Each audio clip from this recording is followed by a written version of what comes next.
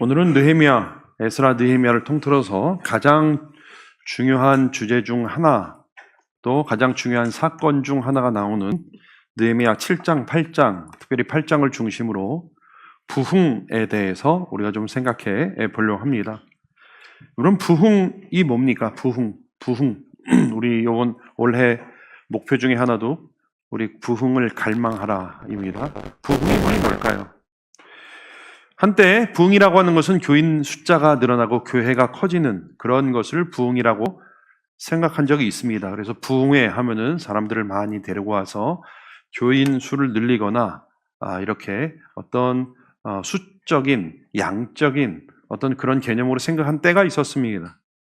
그러나 그것은 부흥의 결과일 수는 있지만 그것 자체가 부흥은 아니죠. 부흥이란 영어로 이제 리바이벌이라고 합니다. 리바이벌. 난 리바이벌은 안 해. 하지만 우리는 리바이벌이 꼭 필요합니다. 다시 생명을 얻는 것을 말합니다. 부흥이란 잃었던 것을 다시 찾는 것이고, 잊었던 것을 다시 기억해내는 것이고, 없었던 것이 다시 생겨나는 것, 이것이 부흥입니다.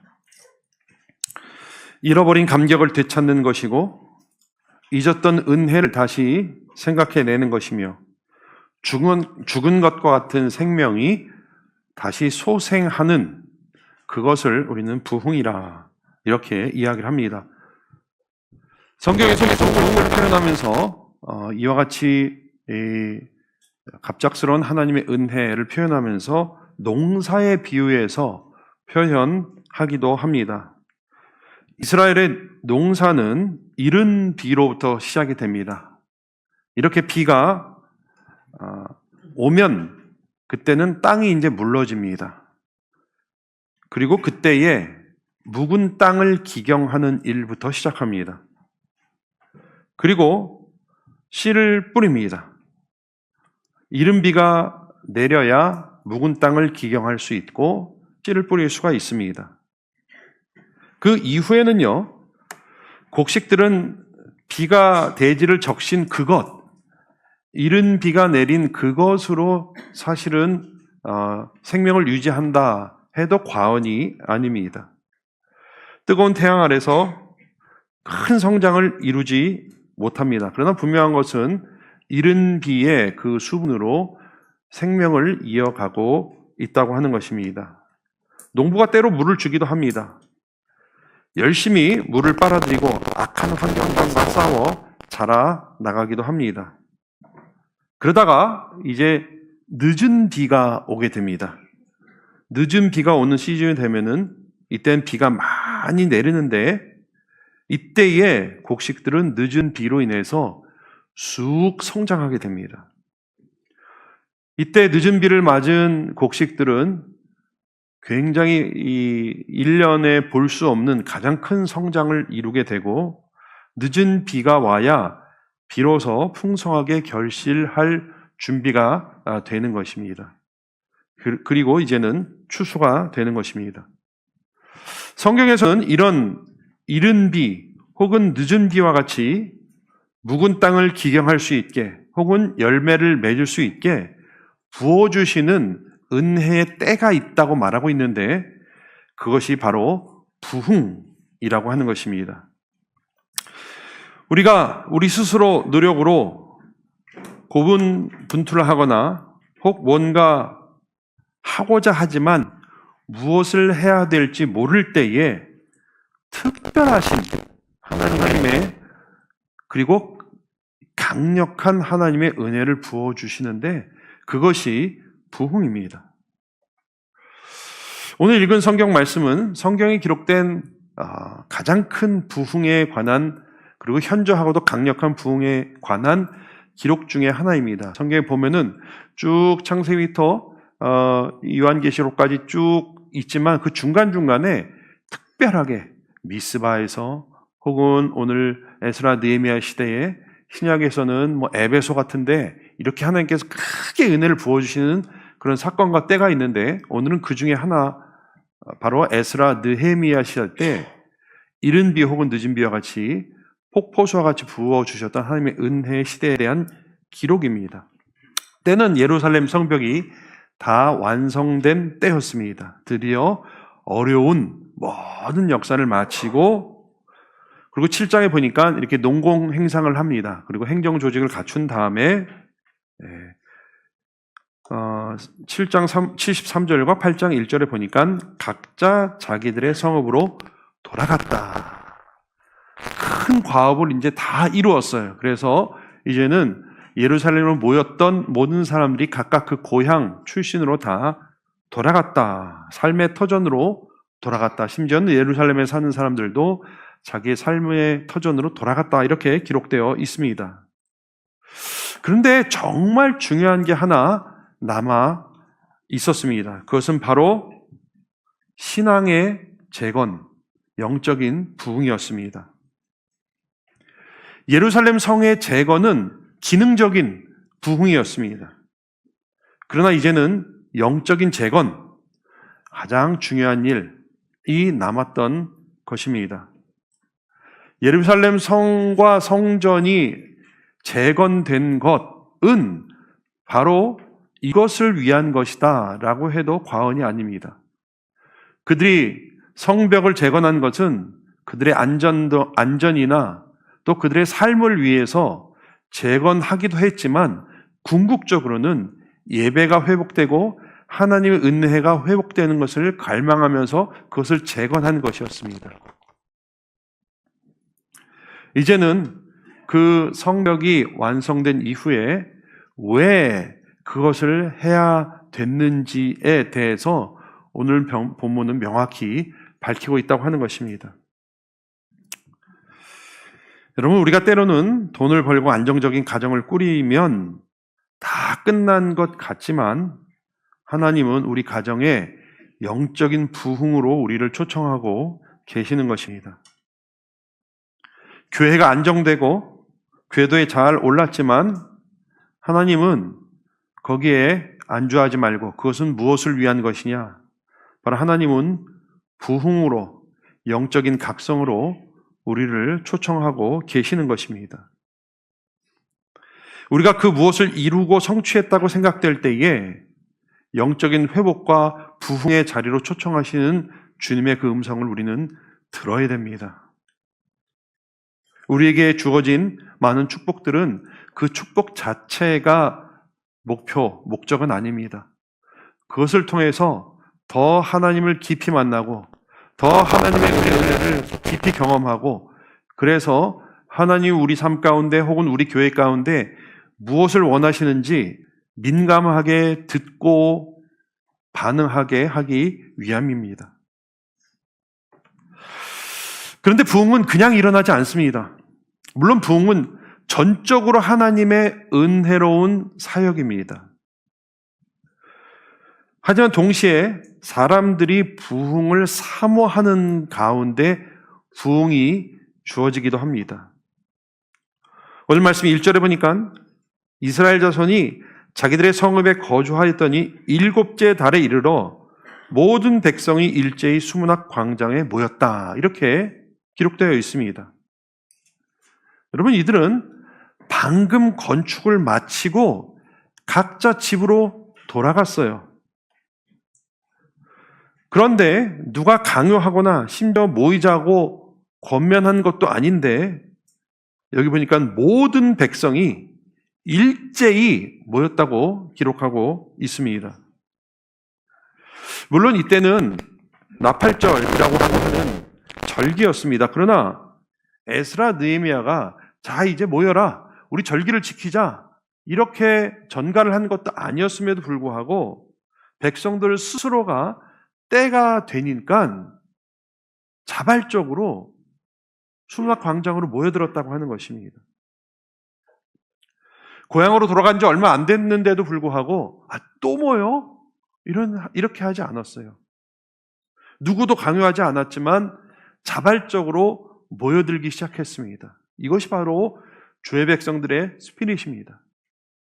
아무리 힘들고 아무리 바빠도 아무리 신경 쓰이는 일들이 많아도 예배는 예배고 정한 때는 정한 때인 것이죠. 다시 한번 말씀드리면 부흥은 조건 없이 부어주시는 하나님의 은혜입니다. 누구도 부흥을 유발할 수는 없어요. 많은 그런 사기꾼들이 있습니다. 그러나 부흥은 유발할 수 있는 것은 아닙니다. 그러나 이렇게 사모하는 사람들 가운데 누가 뭐라고 강요하지 않고 그럼에도 불구하고 자발적으로 사모해서 모일 때에 하나님께서는 그 사람들에게 큰 부흥의 은혜를 부어주시는 것도 사실입니다. 오늘날 모이기를 사모하고 예배를 사모하고 은혜를 사모하는 개인과 교회에 부흥의 은혜를 베풀어 주실 줄로 믿습니다, 여러분. 그런데 우리는 늘 유사품에 주의해야 돼요. 사탄은요, 전혀 다른 것으로 우리를 미혹하지 않습니다. 비슷한 것을 갖다 대놓고 우리의 판단력을 흐리게 합니다. 부흥 비슷한 것을 가져다가 부흥이라고 하면서 진짜 부흥에 대한 그 사모함을 자꾸 사그러뜨리려고 합니다. 그래서 오늘 말씀을 통해서 진짜 부흥은 무엇이냐? 가장 현저하고도 강력한 부흥에 관한 기록인 오늘 말씀을 통해서 진정한 부흥의 표지가 무엇인가? 우리 살펴보려고 합니다. 첫 번째 키워드는요, 하나님의 말씀입니다. 하나님의 말씀. 참 부흥의 표지는 하나님의 말씀, 하나님의 말씀을 사모하는 백성들과 하나님의 말씀의 능력이 드러나는 바로 그것이 참 부흥의 표지입니다. 참 부흥의 시대에는 하나님의 말씀을 사모하는 백성들이 항상 있었고 하나님의 말씀의 능력이 드러나는 일이 항상 있었습니다. 그 말씀, 하나님의 말씀을 뺀 다른 어떤 것이라도 그것은 유사 부흥입니다. 그렇게 모인 이스라엘 백성들이 일제히 수문학 광장에 모였고 모세의 율법책을 가져오도록 에스라에게 청했어요.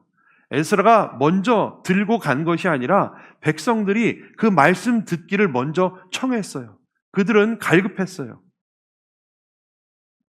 그래서 사람들이 다 모였고 이제 에스라가 율법책을 들고 섰습니다.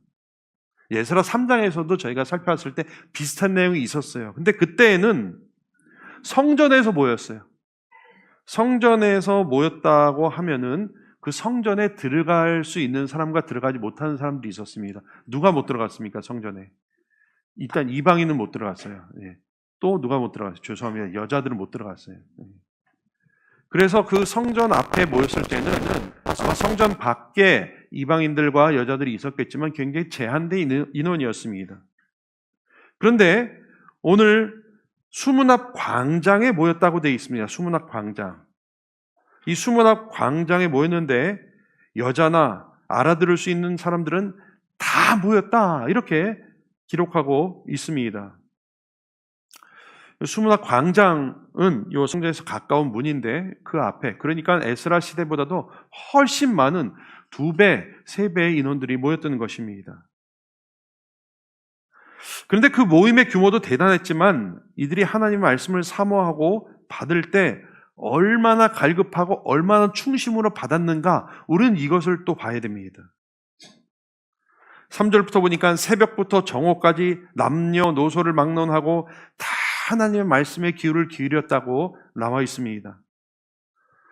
학사 에스라가 나와서 하나님의 말씀을 펴니 온 백성들이 일어나서 말씀을 받기 시작했습니다. 우리가 말씀 읽을 때 같이 일어나죠. 그것은 경의와 또 이 존경의 그 말씀에 대한 어떤 기대, 이런 것의 표현이죠. 온 백성들이 일어나서 말씀을 받기 시작했고 백성들은 하나님 말씀에 대한 경외와 두려움으로 일어섰고 그것이 새벽부터 정오까지 아마 줄잡아 6시간 정도 된 것 같아요. 그 정도를 그렇게 말씀을 서서 경청했다고 하는 것입니다. 4절, 7절에 보면 사람들의 이름이 나옵니다. 이 사람들이 중요한 건 아니에요. 다만 이 사람들이 뭐냐? 이 사람들은요, 말씀을 중간중간에 서서 전달했던 사람들이고 통역했던 사람들이에요. 왜 통역이 필요했냐면 구약 성경은 히브리어로 적혀 있었습니다. 그런데 그 당시 통용어는 아람어였습니다. 아람어. 그래서 이 히브리어로 읽는 성경을 사람들이 못 알아들었기 때문에 그것을 중간에 또 통역을 해줘야 됐습니다. 아람어로 통역을 해줘야 됐고, 또 아람어로 통역을 해줘도 그게 무슨 뜻인지 모르는 사람들이 있었기 때문에 그것을 해설해 주는 사람들이 있었습니다. 그 사람들이 중간중간에 서서 전달하고 통역하고 해설해 줬던 것입니다. 아마 이것을 그림으로 표현하면 이런 게 아닌가 싶습니다. 그러니까 그때는 스피커가 없었기 때문에 먼 곳으로 말씀을 전할 수가 없었기 때문에 에스라가 말씀을 읽으면 중간에 그것을 듣고선 아람어로 통역을 해주면 또 그 통역을 해가지고 이렇게 해설을 해주는 사람들이 있었고, 그러니까 저 멀리 있던 사람들은 에스라가 말한 그 시간이랑 시차가 좀 있는 거죠. 말하면은, 읽으면은 통역하고 또 통역을 전달해서 통역하고 또 그것을 해설하고 하니까 굉장히 오래된 프로세스를 겪었던 것입니다. 여러분 어땠을 것 같아요? 불편했죠. 시간 굉장히 많이 소요가 됐죠. 그러나 누구 하나 불평하거나 어색해하지 않고 그 뙤약볕에서 불평하지 않고 그 말씀에 경청했던 것이, 그 정도로 그들 마음 가운데 그 말씀에 대한 사모함이 있었던 것이에요. 이것이 바로 참다운 부흥의 징표입니다. 백성들 마음 가운데 자발적으로 하나님의 말씀을 사모하는 그런 갈급함이 있었기 때문에 하나님은 그 마음을 헤아리신 것이었죠.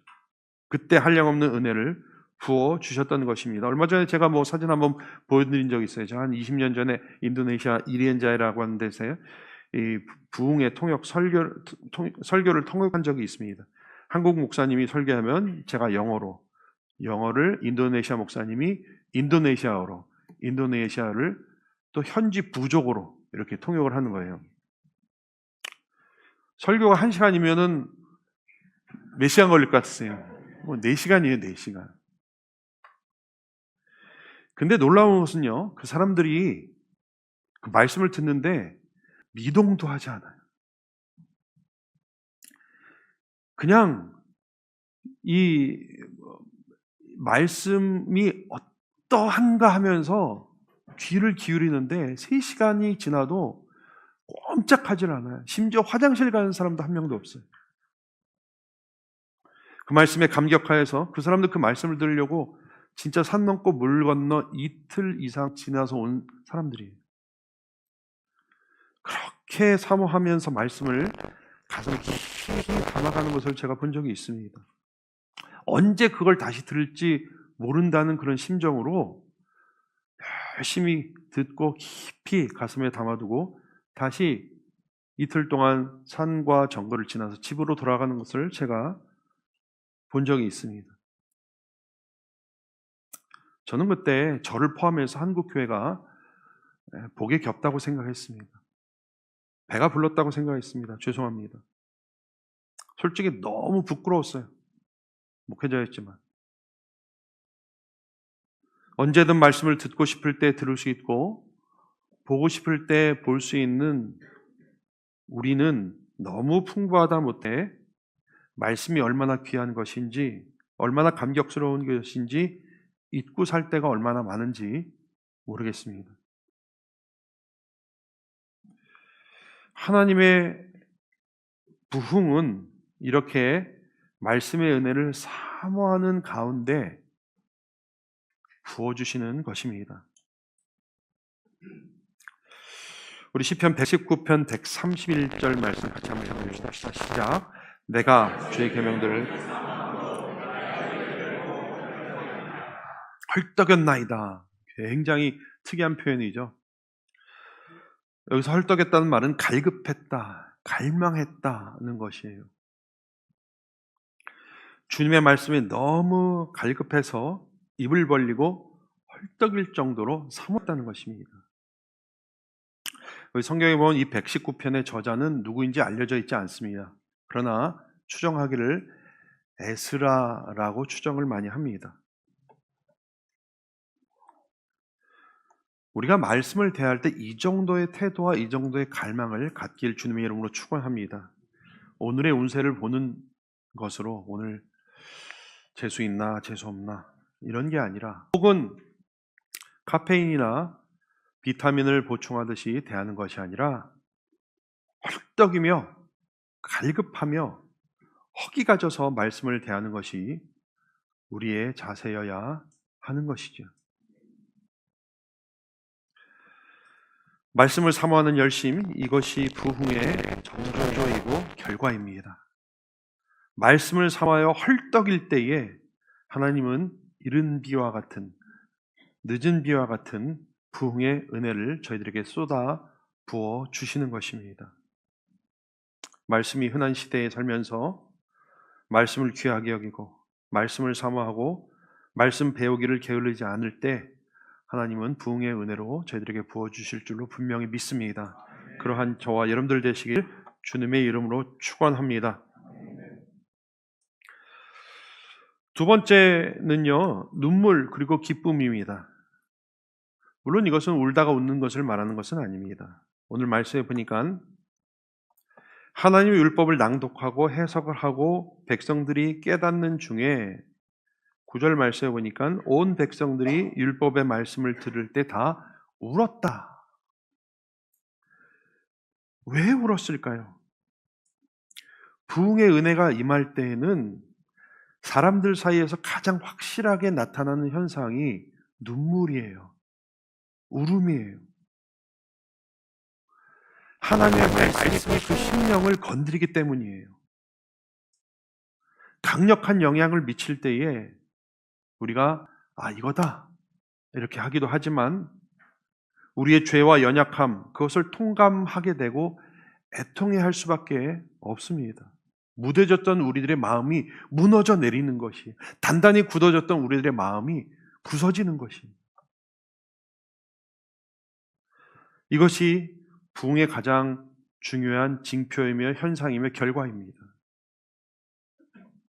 아무렇지 않게 지나쳤지만 죄로 인해서 강팍해진 우리들의 마음과 내가 겉으로는 자신감이 넘치는 것처럼 살았지만 어쩔 수 없었던 우리의 인생, 하나님을 떠났을 때 그 비참함과 외로움, 그러한 것들이 말씀의 비춤을 받아서 그것들을 통감하게 되고 그 현실을 보게 되고, 그래서 내가 얼마나 비참한 존재였고 불쌍한 존재인가를 깨닫게 될 때 울 수밖에 없는 거죠.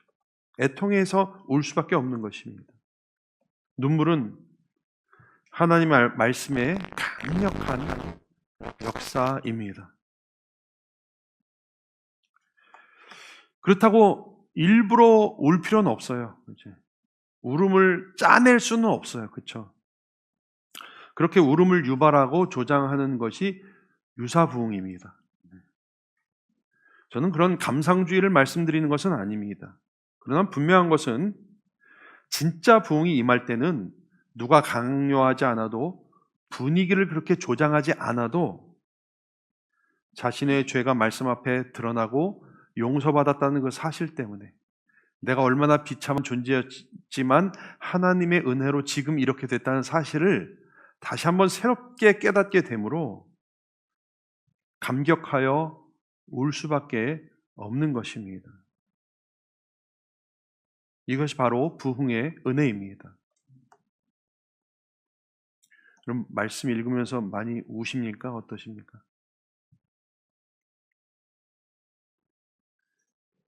목사들끼리 이런 걸 수중전이라고 합니다. 수중전. 말씀을 읽을 때 이 눈물을 주체할 수 없어서 수중전이라고 그래요. 수중전. 여러분, 우리가 말씀을 읽으면서 수중전 해보신 지 얼마나 됐습니까? 여러분, 사모하시길 바랍니다. 시편 같이 한번 읽어볼까요? 시작.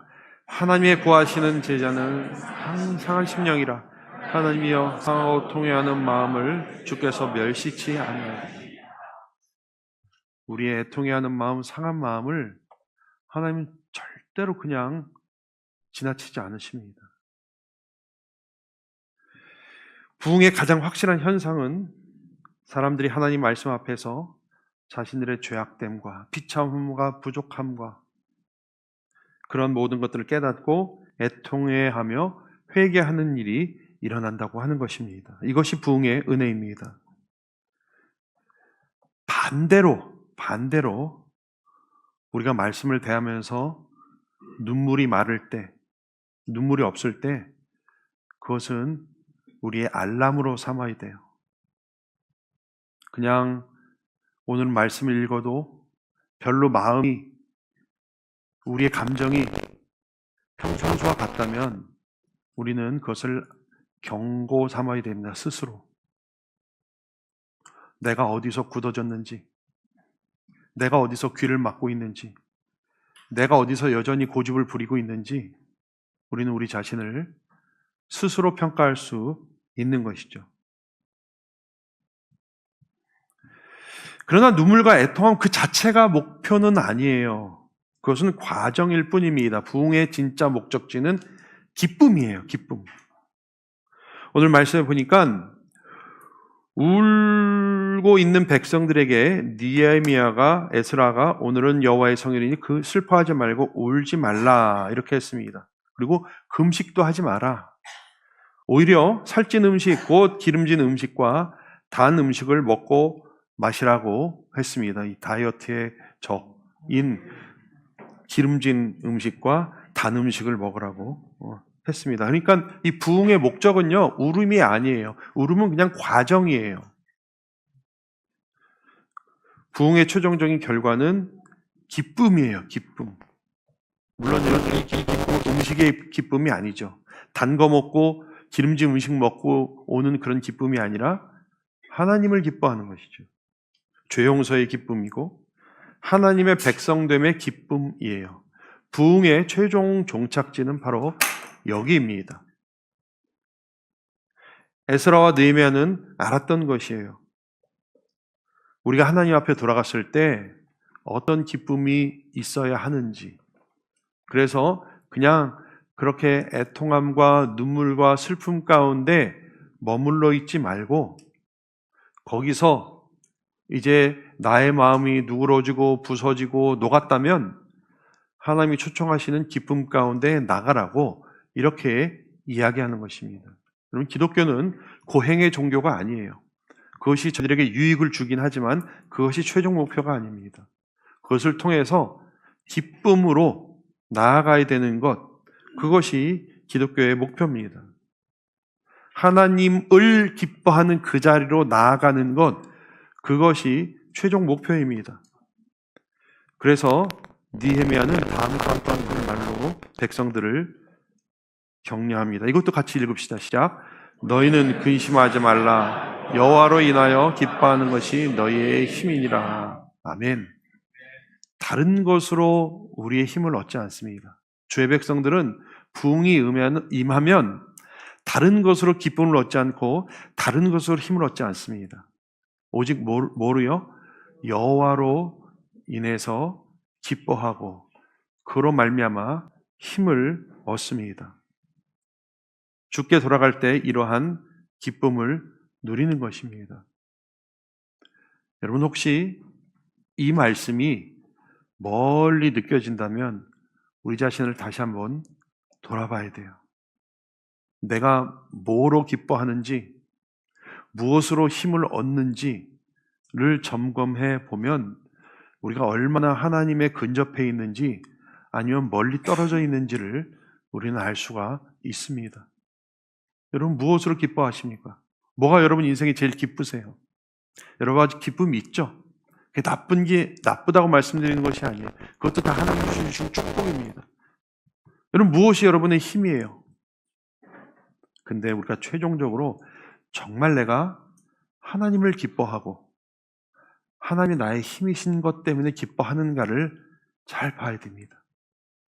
그것이 내가 얼마나 하나님의 은혜에 가까운지 아니면 하나님으로부터 얼마나 멀리 떨어졌는지를 판단할 수 있는 바로미터가 되는 것입니다.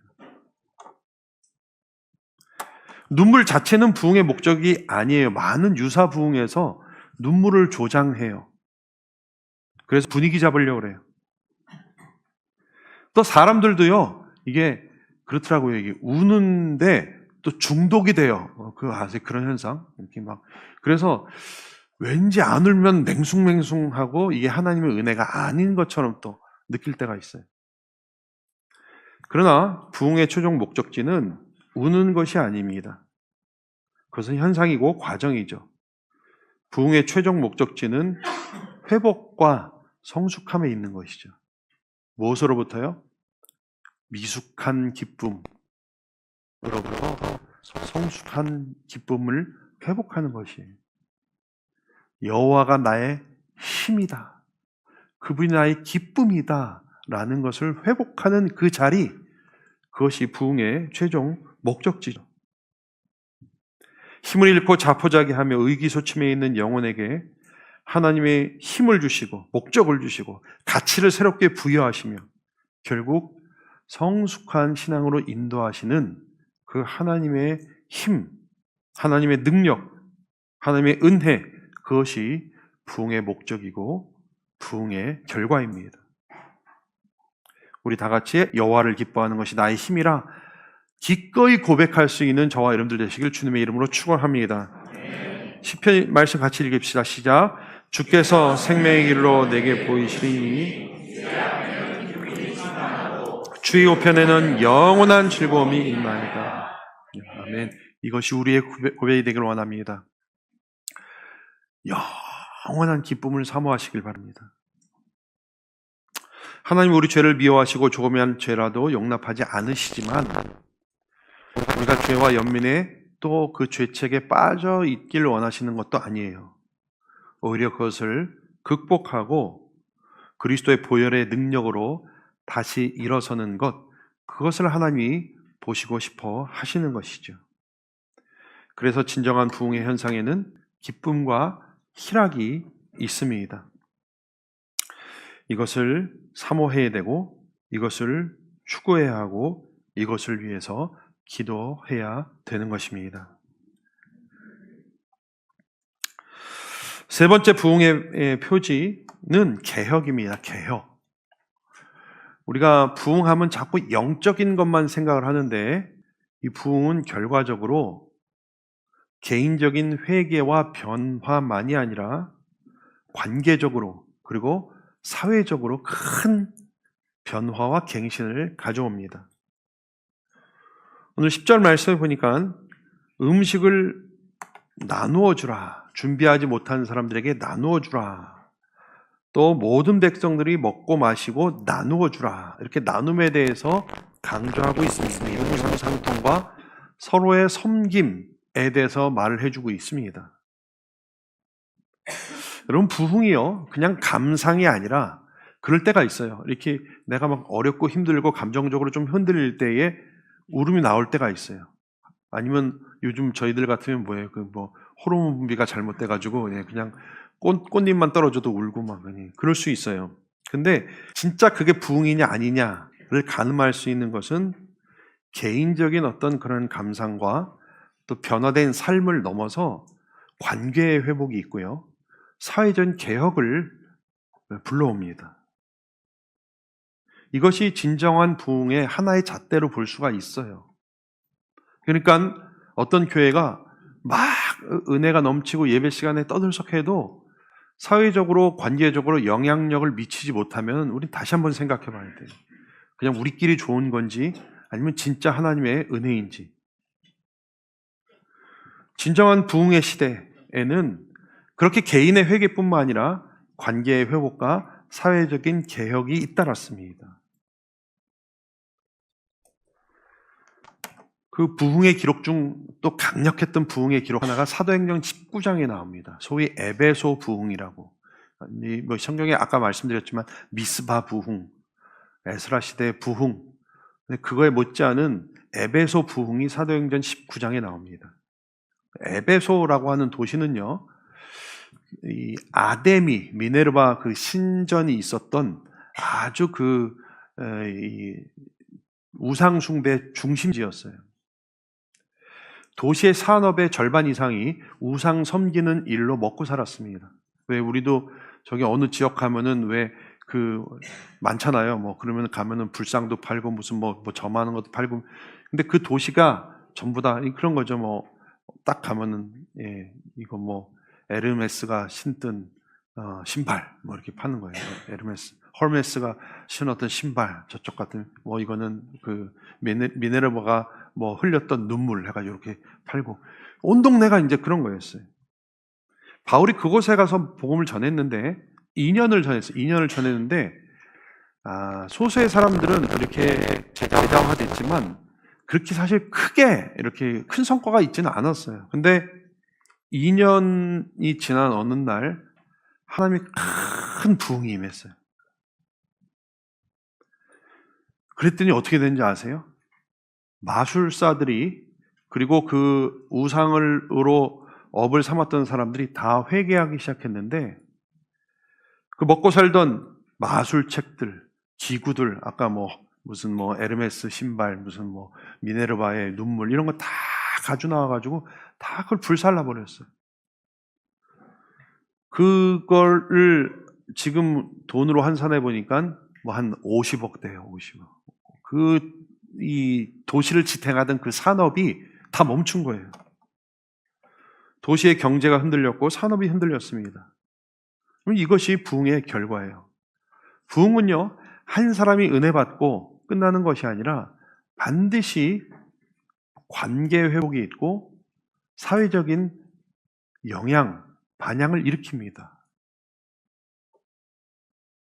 우리나라 조선 말기에 하나님의 부흥이 임했을 때 도박판이 사라지고 아편이 사라지고 처벌뒀던 사람들이 가정으로 돌아오고 훔치고 횡령했던 물건들을 돌려주는 일들이 비일비재했어요. 심지어는 일본 수사들이 이렇게 회개한다는 소문을 듣고 교회에 와서 회개하는 사람들을 잡아가기도 했답니다. 나중에 기록을 보면 피해자나 가해자가 다 피차 용서하고 용납하는 일들이 교회에서 있었고 지도자들, 목사들, 장로들이 교회에 헌금 착복한 것을 공식적으로 회개하고 용서하고 용납하고 그런 것들이 일상이 일어났고 일요일에 다 모여서 예배를 드렸기 때문에 평양 시내가 장사를 할 수가 없었어요. 그래서 다 문을 닫았습니다. 그러니까 주일에 우린 주일이 쉽니다 하고 문을 닫은 게 아니라 다 그냥 사모해가지고 교회를 나왔기 때문에 장사가 안 돼서 다 문을 닫았던 것이. 미국에서는요, 술집이 손님이 없어서 문을 닫고 술집 주인이 회개를 해서 아예 유흥가가 없어진 기록도 있습니다. 하와이에 부흥이 임했을 때 다 술꾼들이 회개하고 와서 술 장사가 안 됐어요.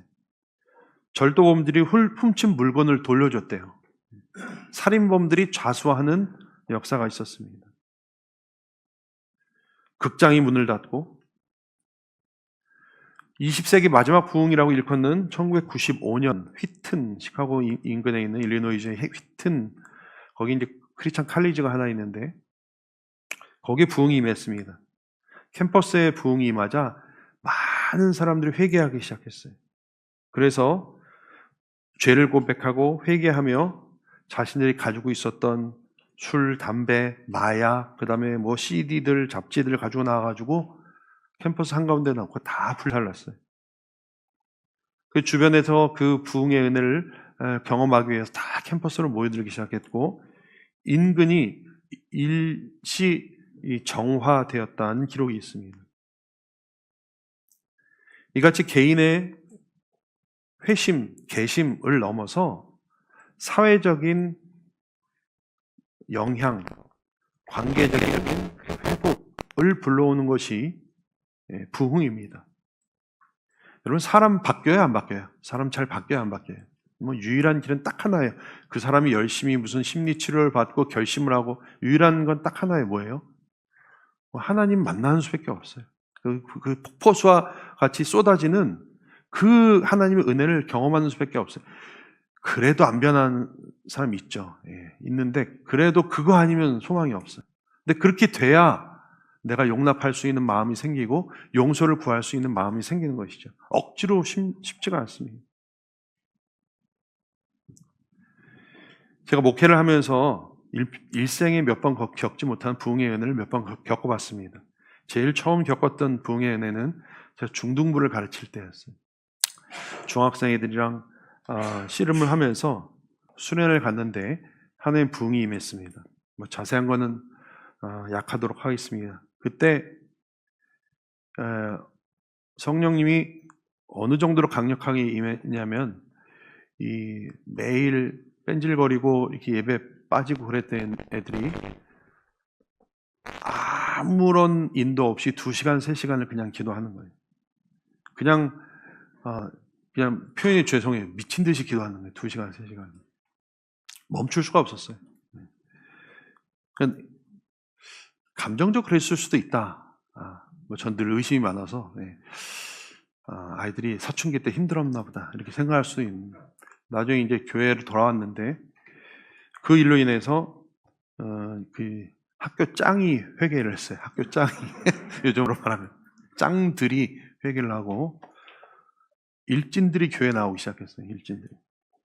그래서 나름 당시 교회 주변 학교에 평화의 시대가 한 1년 전에 제가 목요일 갔는데 그때 나오기 시작한 애들 다 훌륭하게 자라서 심지어는 교회 직원이 된 애도 있어요. 오늘날 한국 사회가 어떻게 변혁될 것인가? 물론 우리가 여러 가지 노력을 해야 돼요. 여러 가지 노력을 해야 되지만 저는 소망이 어디 있을까? 하나님의 은혜에 있다고 봅니다.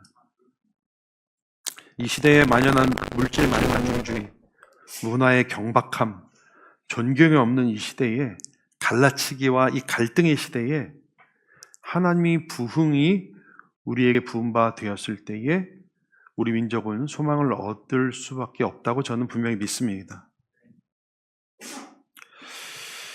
이렇게 사회에 개혁적인 영향력을 미치는 것이 진정한 부흥입니다. 부흥은 우리끼리 좋은 게 아니에요. 부흥은 그런 영향력과 파괴력이 있는 것이에요. 심지어는 원수가 화해를 해야 되고 사회에 누가 법으로 바꾸지 않아도 그런 구조적인 어떤 결함과 불균형에 대해서 교회가 영향을 미치게 되어 있습니다. 여러분, 보여줍시다. 도전합시다. 이것이 부흥입니다. 오늘 3가지 부흥의 표지에 대해서 말씀을 드렸습니다. 이것은 부흥의 전조이기도 하지만 또 부흥의 결과이기도 해요. 그것이 무엇이든 닭이 먼저냐, 달걀이 먼저냐를 따지기 전에 우리 가운데 이것을 사모하는 마음이 먼저 있어야 되고 결단이 있어야 되겠습니다. 바라기는 우리 하나 비전 교회가 어제 갔더니 비전 하나 교회라고 또 그랬어요. 비전 하나 교회라 그러셔서 깜짝 놀랐습니다. 우리 하나 비전 교회가 우리 21세기 부흥의 근원지가 되길 소원합니다, 여러분. 말세지 말에 우리 대한민국의 하나님의 긍휼을 입을 수 있는 부흥의 진원지가 되길 주님의 이름으로 축원합니다. 우리 가운데 말씀을 갈망하고 말씀 앞에서 우리들의 죄악을 애통해하며 하나님을 기뻐하는 사람으로 돌아오길 원하는 갈망, 그리고 우리의 작은 변화로부터 하나님과의 관계뿐만 아니라 우리 모든 인간 관계와 사회적인 관계들까지도 회복되어지며 그렇게 해서 하나님을 기쁘시게 하는 개인과 공동체가 되길 갈망해야 되겠습니다. 이것이 우리의 기도 제목이 되길 주님의 이름으로 축원합니다. 기도드리겠습니다. 하나님, 우리들에게 먼저 사모하는 마음을 허락하여 주시옵소서. 이것이 아니면 살 수 없다고 하는 갈급한 헐떡이는 마음을 허락하여 주시옵소서. 주님의 그 폭포수와 같이 우리가 거부할 수 없고 고를 수 없는 폭포수와 같은 은혜를 저희들에게 부어 주시옵소서. 그 부흥의 은혜를 귀하게 경험하고 이제 주님 오실 날, 다시 오실 날 머지 않았는데 부흥의 사람들로 살아가며 주의 역사를 한 페이지를 또 써나가는 저희들 될 수 있도록 우리를 붙들어 주시옵소서. 예수님의 이름으로 기도드리옵나이다. 아멘.